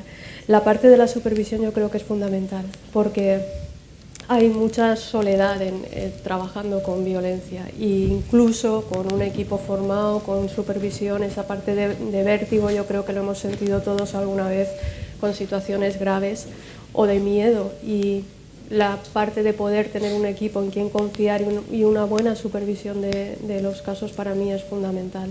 Y evidentemente la parte de reconocimiento a nivel profesional y a nivel social es un poco en la línea de lo que comentaba Valentín.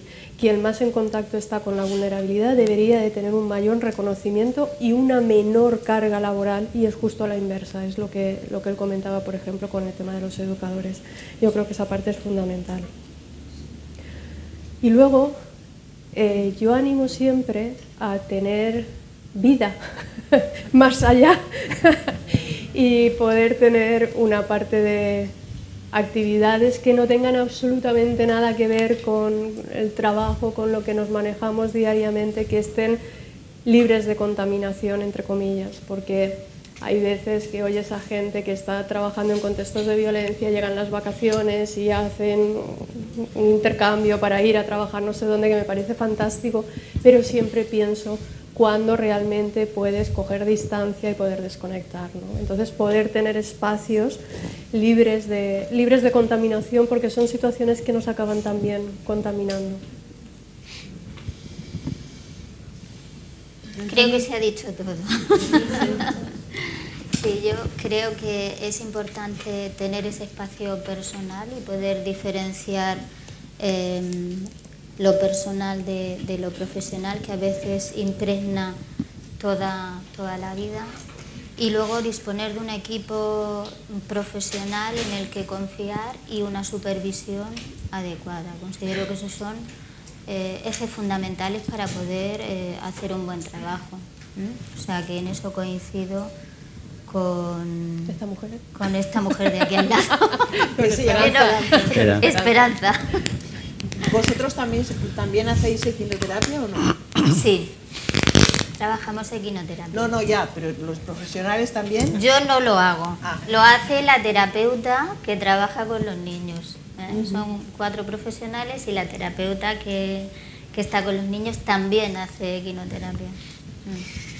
Yo quiero decir que, por ejemplo, esta experiencia que acabo de vivir es un antídoto maravilloso para lo que llamo la estupidez humana, pero sobre todo esto es producción de autocuidado, digamos. Lo que hemos hecho aquí es realmente sentirse que pertenecemos a una manada, pertenecemos a una red, que aunque tengamos, digamos, experiencias diferentes, lecturas diferentes, hay una especie de resonancia maravillosa en lo que hacemos, en la forma que en los modelos comprensivos del sufrimiento de los niños, de las niñas, ¿no es cierto? Y le podemos poner nombres diferentes, pero tenemos una modelización de lo que hay que hacer que es muy, muy interesante, ¿no?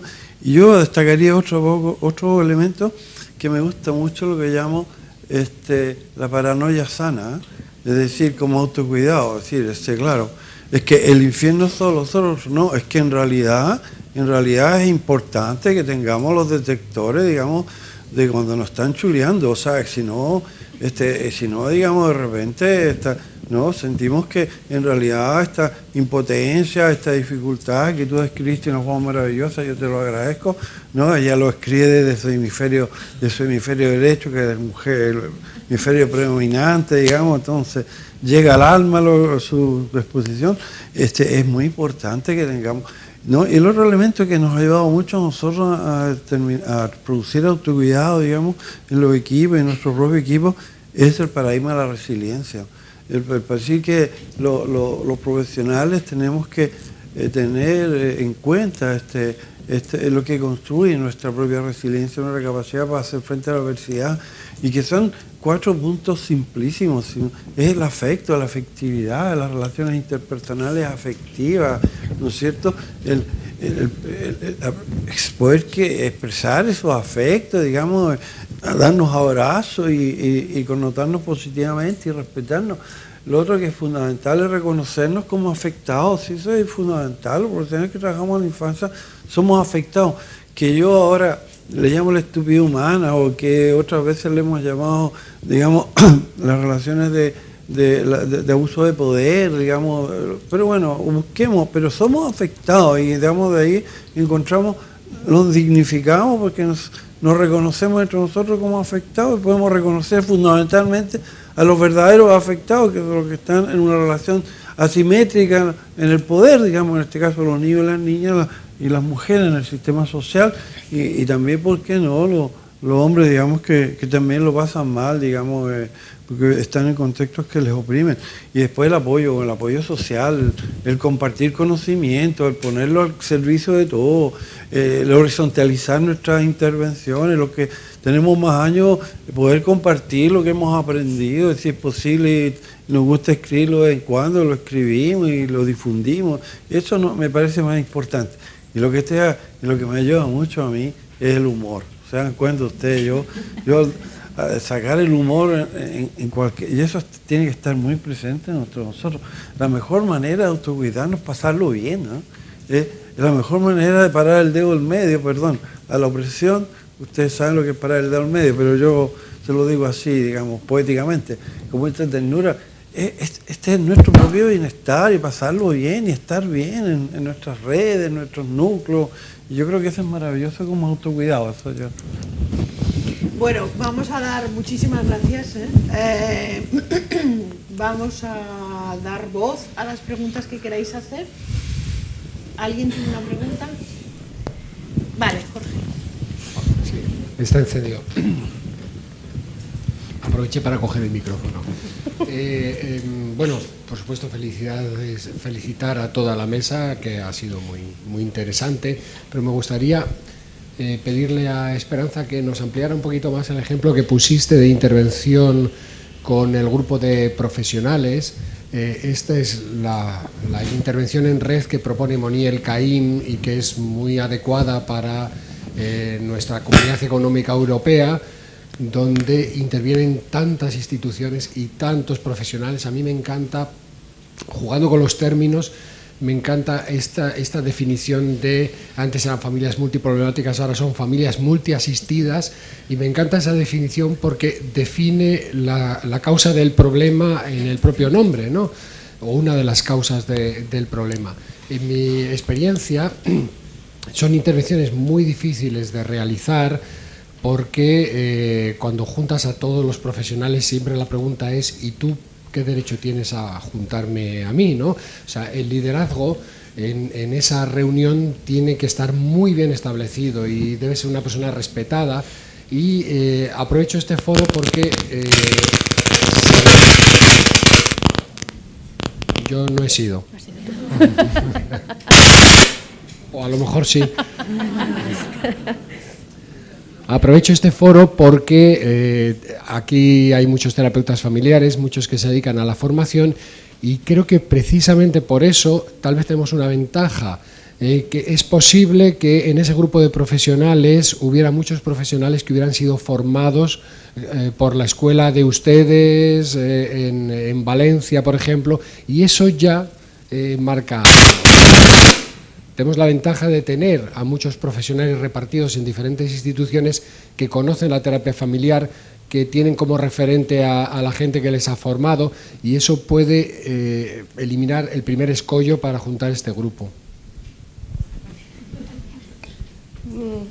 En este caso, Jorge, podría ser, pero no era el caso. Realmente, en la sesión de red estábamos mi compañero Andrés, que es miembro de la escuela, y las dos educadoras del equipo base, que no se han formado tampoco con nosotras, tenemos prácticas comunes de tiempo, y el resto de profesionales. Yo no os conocía personalmente a ninguno antes de empezar. No suelo acudir de traje de chaqueta a las entrevistas, no sé si os habéis dado cuenta, va todo el mundo con tirantitos y manga corta y yo me voy con la chaqueta plantada, y era una forma de intentar lidiar con los leones, ¿no? Que es parte de lo que... Esa dificultad que estás comentando, que es cierta, la parte de quién lidera la entrevista, de qué forma, quién mantiene el inicio y quién mantiene la red, en parte, curiosamente, se palió por la participación de la familia. Porque si la familia no hubiese estado presente, realmente habríamos tenido una discusión encima de la mesa para ver quién tenía más razón respecto a la visión que tenían de esta familia. El que la familia estuviese presente, la familia no puso ningún problema cuando les hicimos el planteamiento. Las dificultades vinieron de parte de los profesionales, ¿no? Y eso a mí siempre me llama mucho la atención, cómo podemos trabajar para alguien sin que ese alguien esté presente. Estamos hablando de la vida de la familia y de algo muy íntimo. Qué menos que ellos puedan escucharnos, hablar y escucharnos con respecto a qué pensamos que es necesario para que pueda haber. Ahí estábamos hablando de recuperación simplemente de las visitas, porque ni siquiera se estaban permitiendo en ese momento. El plantear la sesión en red, de las muchas posibilidades que teníamos, tiene que ver con una hipótesis sistémica respecto al mantenimiento de los problemas en ese momento, porque no solo tenemos que hacer hipótesis sistémicas sobre el funcionamiento de la familia, nos quedamos completamente cojos. La parte del funcionamiento de la red en sí, nuestra hipótesis de inicio era que había una polarización y un conflicto entre los profesionales que trabajaban con los niños mayores, que tienen unas necesidades completamente diferentes de los niños menores. Intentaban convencerse los unos a los otros de los buenos o malos motivos para que iniciara el contacto o no. Entonces, la familia fue la que posibilitó realmente que esa sesión de trabajo en red tuviese sentido, tuviese un para qué y sobre todo fuese cuidadosa, porque muchas veces cuando nos reunimos para hablar de las familias, el cuidado hacia las familias no está. Entonces, creo que ese fue el punto que realmente nos hizo poder hacer un cambio 2, en este caso, con respecto a la red. ¿Alguien más quiere preguntar? Yo, en primer lugar, quería dar las gracias a toda la mesa y quería particularizar en cada uno de ellos. Gracias a Esperanza por recoger en 10 minutos todos y cada uno de mis pensamientos, de mis sentimientos, de mis emociones, de mis experiencias, de las dificultades que yo vivo en el día y he vivido en el día a día durante 15 años. Lo ha recogido de una manera espectacular y muchas gracias por haberme permitido que me identificara tanto con ese texto. Gracias a Jorge, que ha sido el contrapunto, y que si tenemos que buscar una diferencia en esta mesa, por buscar alguna, que no creo que sea real, pero es la otra parte, digamos que es la otra cara de la moneda. Y le doy también las gracias porque esta vez y otras veces que ya le he oído, me provoca, es como un acicate para mí, ¿no? Es decir, tengo que hacerlo mejor, tengo que hacerlo mejor, tengo que hacerlo mejor. Sus lecturas son mi libro de cabecera para mi trabajo y bueno, pues gracias por eso. A Valentín, pues también gracias por lo de hoy, por lo de otras muchas veces y por estar ahí con nosotros en el día a día y sobre todo porque también ha puesto ese punto de optimismo tanto al discurso de Esperanza como al de Jorge, que son lo que a los profesionales nos provoca mucha tristeza muchas veces, ¿no? Pero él siempre nos pone en la esperanza. También Esperanza nos ha puesto en la esperanza al final, pero y bueno, gracias también a Antonia, para la que al final tengo una pregunta y es para la única que tengo una pregunta. Antes de la pregunta sí que quería añadir dentro del autocuidado, bueno, estas diferencias creo que han dado lugar a que salga el tema del autocuidado, que es muy importante, y dentro del autocuidado para mí es todo lo que habéis dicho fundamental, y es fundamental la formación. Para mí la formación, el poder estar hoy aquí, significa que a pesar de haber pasado un mal rato con el discurso de Esperanza, que lo he pasado, también significa es autocuidado para mí. Y cuando en algún momento nos lo han prohibido o no te dejan o no te dan los días, realmente me siento muy dañada.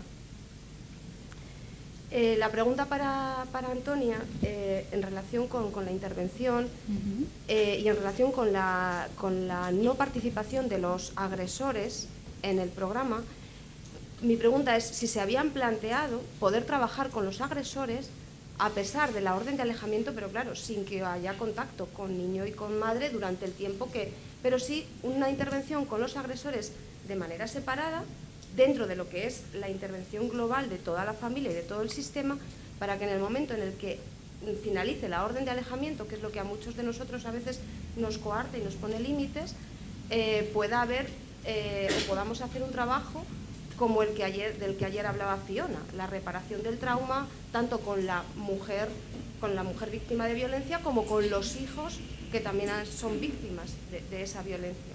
Sí, es que no me ha dado tiempo de terminar.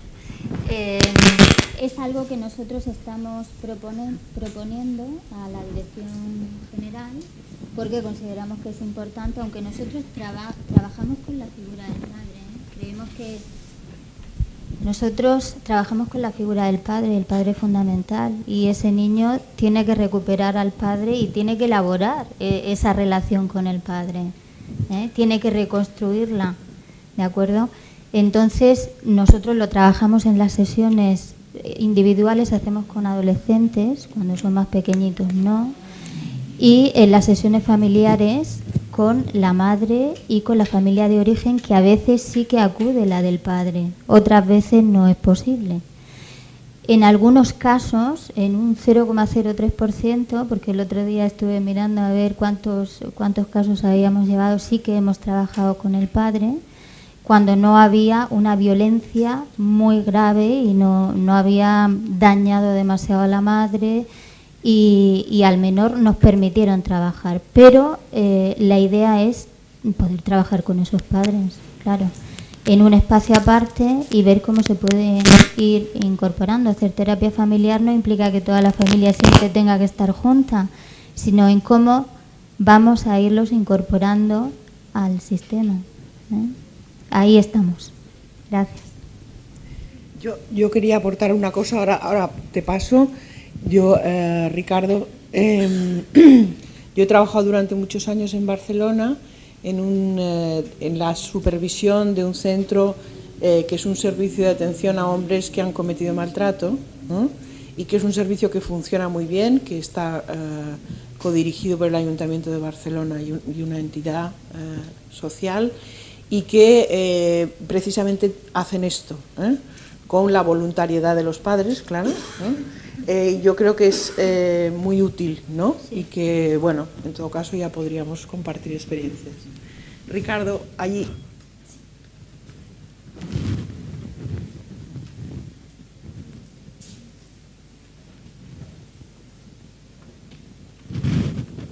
Bueno, lo primero, unirme a la felicitación de otros compañeros. Y lo segundo es que me venía a la cabeza una práctica que creo que venía al caso por dos aspectos. Primero, porque es una práctica legalmente establecida, estatalmente establecida. Y segundo, por el concepto de familia que implican. Me estoy refiriendo a la Family Group Conference de Nueva Zelanda, que es una práctica instituida por ley, que cuando se va a retirar a un niño por violencia familiar de una familia o se le va a devolver a la familia, se hace un encuentro en el cual los profesionales dicen, esto es lo que nos preocupa, y la familia se reúne sola, sin profesionales, para proponer una solución a aquel problema. Entonces, el compromiso profesional es que si la propuesta de la familia es suficientemente tranquilizadora, tiene prioridad sobre cualquier plan profesional. Me parece que es un paso más allá de incorporar a la familia, es devolverle su capacidad, ¿no? Y, por otra parte, el concepto con el que juegan de familia no son los padres. Incluso se pueden hacer cuando los padres no están de acuerdo, porque consideran que los hijos, los niños, no son propiedad de los padres, son miembros de una familia. Por lo tanto, los abuelos, los primos, los tíos tienen derecho a opinar. Y la otra dimensión es que es una práctica legal, es decir, hay que hacerlo legalmente en determinados países antes de proceder a la retirada. Con lo cual, a donde quiero llegar es que el macrosistema no tienes que dar los medios, pero después nosotros somos los que tenemos que aprovecharlos. Es una reflexión que me habéis suscitado.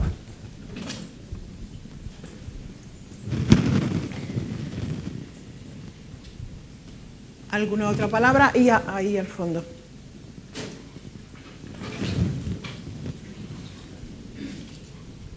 Bueno, hola.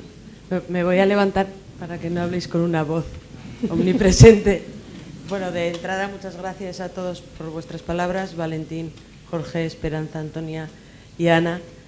Es una gozada y un privilegio estar aquí. Yo quería lanzar una pregunta a todos, aunque es un tema un poco, sobre todo han comentado Jorge y Valentín, respecto hacia la violencia hacia la infancia y esa parte a veces de la burocracia o la institucionalización o las instituciones.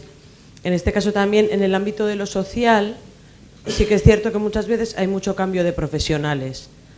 Yo trabajo pues en el ámbito del acogimiento, estamos hablando de igual chavales que están desde los 3 años hasta los 18 con un seguimiento, son 15 años, por ejemplo, de vida, y es muy complicado garantizar que en 15 años te va a acompañar el mismo profesional, y en lo social hay cambios, y educadores de pisos que cambian de ámbito.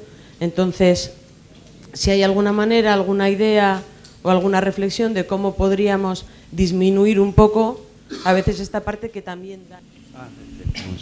Bueno, es que no somos militantes contra las instituciones, no somos de la mala institucionalización, y eso que hay que tenerlo muy claro, ¿no es cierto? Es decir, la mala institucionalización, o sea, el Estado, la comunidad tiene la responsabilidad de crear espacios alternativos cuando los padres y las madres presentan una incompetencia parental crónica y severa resultado de la injusticia de no haber podido adquirir, digamos, los recursos mínimos para poder ocuparse de sus crías. Eso provoca mucho dolor, evidentemente que provoca mucho dolor, ¿no? Y por lo tanto, claro, a los niños hay que ofrecerles espacios, ¿no es cierto?, espacios de vida, ¿no?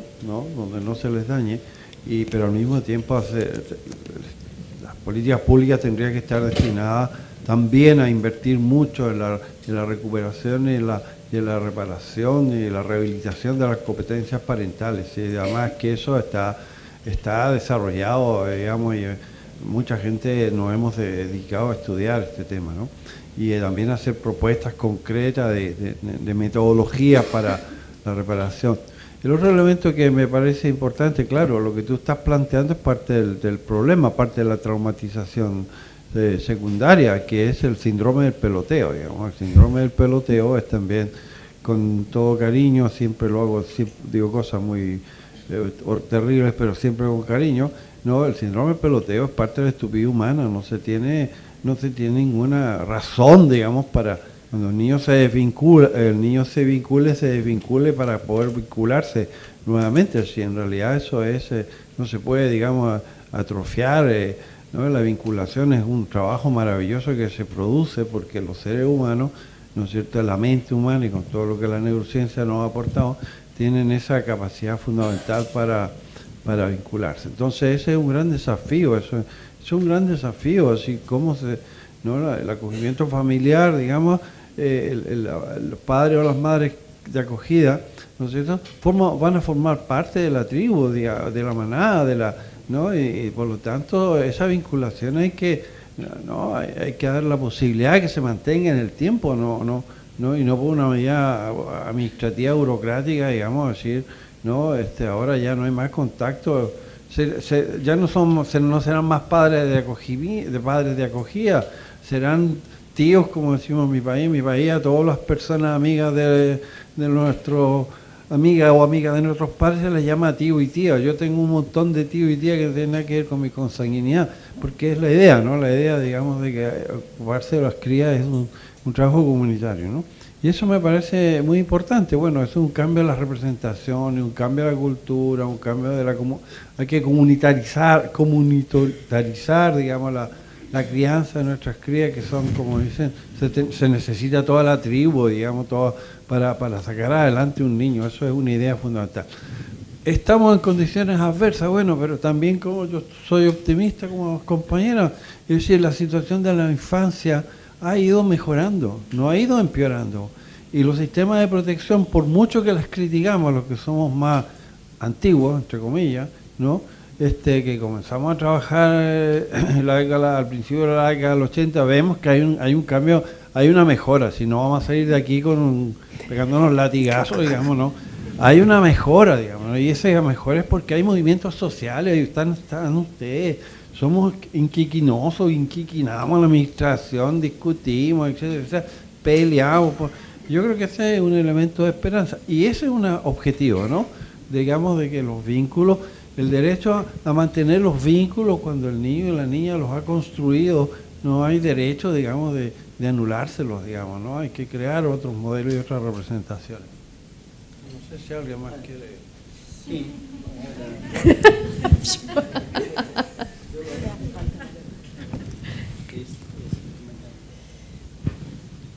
¿Qué?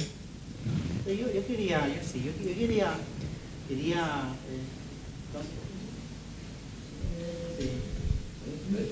¿Ves? Yo sí quería un poco plantear también hay que pensar en lo que podemos hacer nosotros, ¿no? Es decir, y también en lo que yo llamo la grandeza de lo pequeño, ¿no? Es decir, ¿qué parte podemos hacer desde el colectivo profesional, ¿vale? Porque a veces podemos hacer mucho más todavía de lo que pensamos.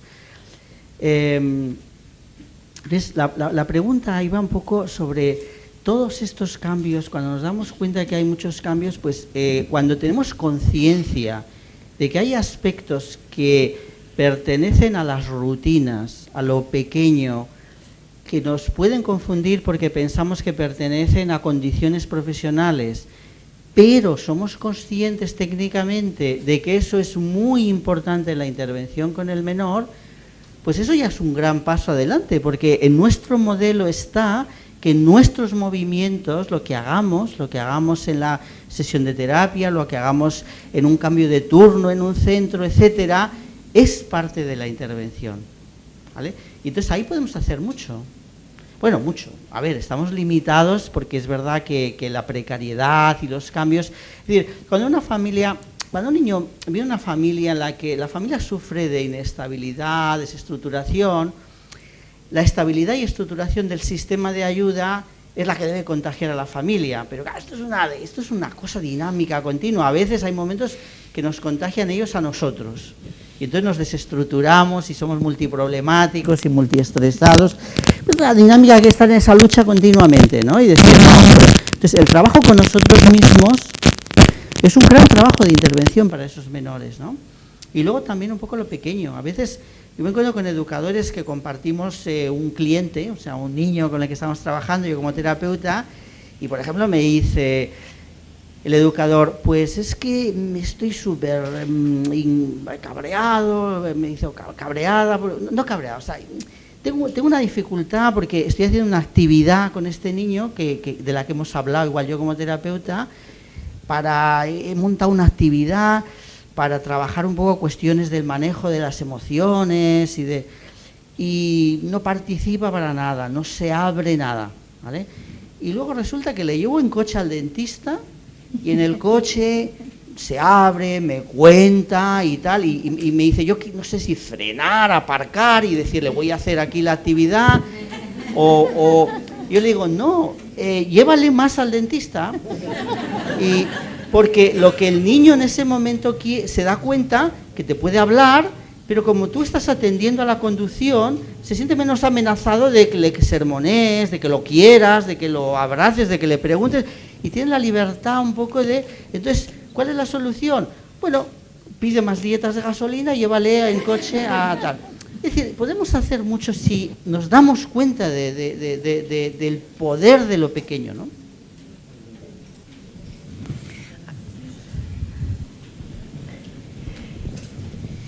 Valentina hablaba del poder de lo pequeño y a mí me gustaría irme a lo macro. Creo que también es muy importante como profesionales tener un posicionamiento ético y un posicionamiento político también cuando trabajamos con infancia. Y esto a veces es un riesgo para los profesionales por todo lo que tiene que ver con precariedad laboral, pero no tener miedo, no callarnos. Hay muchas formas en las que podemos visibilizar situaciones que son graves y no contribuir en lo que tiene que ver con nosotros, en esas cosas que al final acaban desestabilizando. En última instancia, lo que comentaba la compañera, es una cuestión de dinero. Yo no creo que haya más. Si un profesional está bien pagado, la parte del trasiego de gente es mucho más complicada. Entonces, bueno, quizás tengamos que empezar a empujar un poco más también por pedir recursos que realmente sean recursos que nutran también a los niños y también a los profesionales que trabajan con esos niños. Entonces, esa parte yo creo que es muy importante. No quedarnos con cosas que son manifiestamente injustas y a veces lo hacemos. ¿Alguna más? Nos queda tiempo para... Sí, alguna más.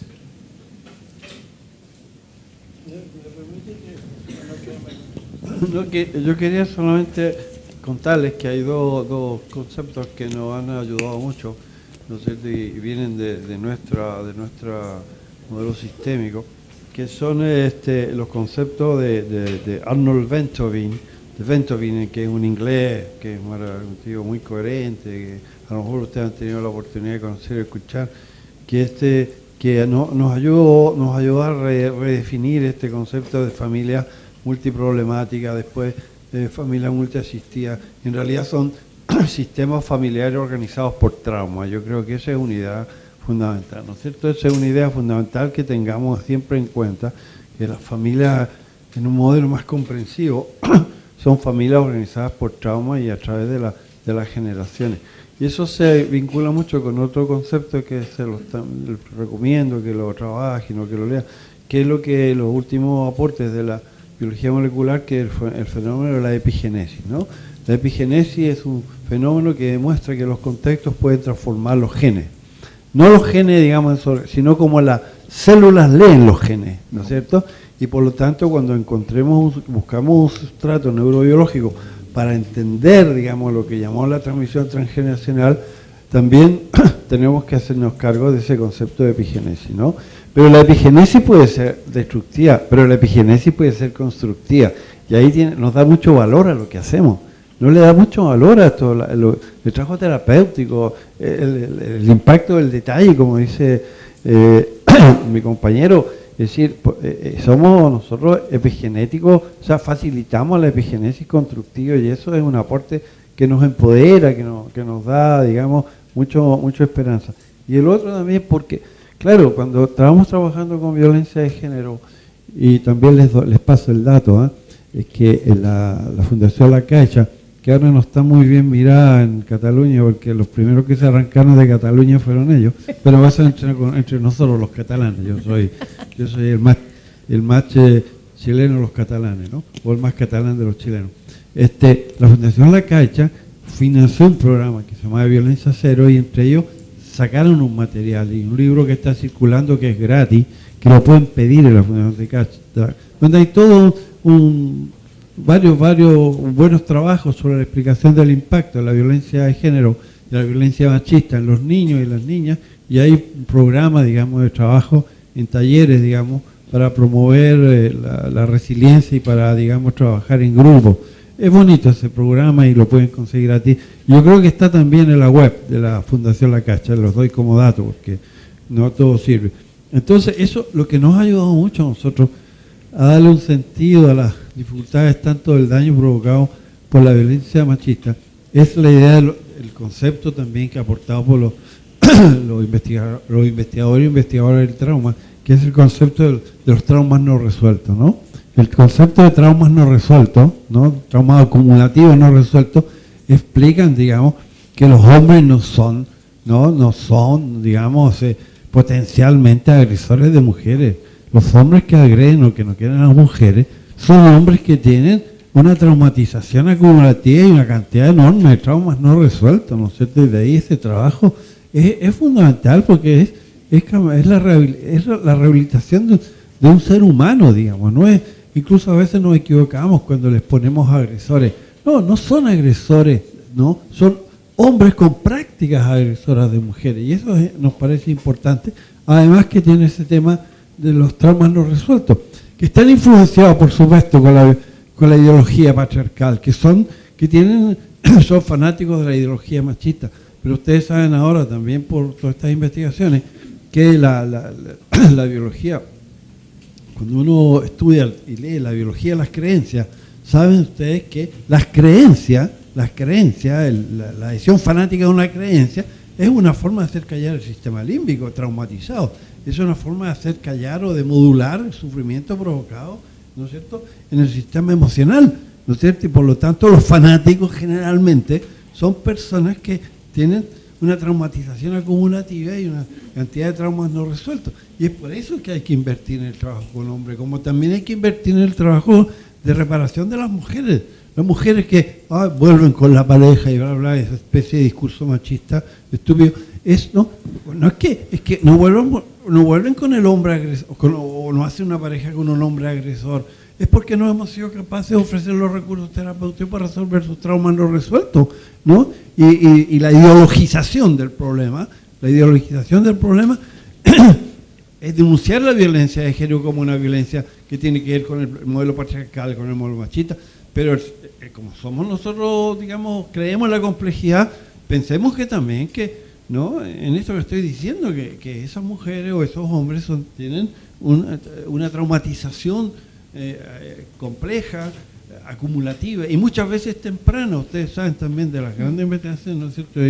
¿No? La gran investigación es la importancia que tiene la prevención de los traumas tempranos, los traumas intrauterinos, los traumas que se producen en los primeros 3 años, todo lo que se puede invertir por prevenir la traumatización temprana.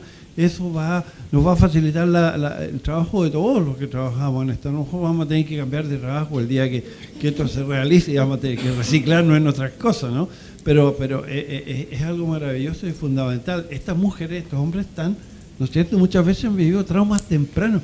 Y el problema del trauma temprano, vi que soy muy hablador, el problema del trauma temprano, el desafío del trauma temprano es que no hay memoria, no hay memoria explícita, no hay recuerdo, pero sí hay memorias sensoriales, ¿no es cierto? Y todos estos enfoques, digamos, sensoriomotrices, terapéuticos, sensoriomotrices y todo el trabajo, ¿no?, sobre el cuerpo que estamos incorporando, ¿no?, son fundamentales por esto, porque no hay memoria explícita cuando la traumatización ocurrió en la vida intrauterina y cuando la traumatización ocurrió en los primeros años de vida. Y eso también es un elemento de esperanza para empoderarnos, porque somos tan pesados cuando decimos, ¿no es cierto?, en los programas de acompañamiento a la infancia temprana es fundamental, ¿no? Y si queremos cambiar el mundo, los políticos que, bueno. Jorge, por favor.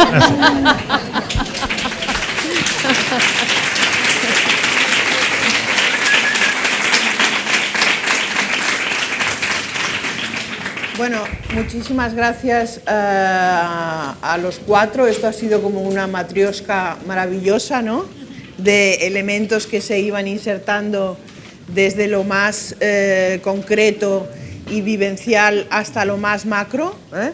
Creo que ha sido verdaderamente un placer y os agradecemos a todos vosotros vuestra asistencia. Adiós.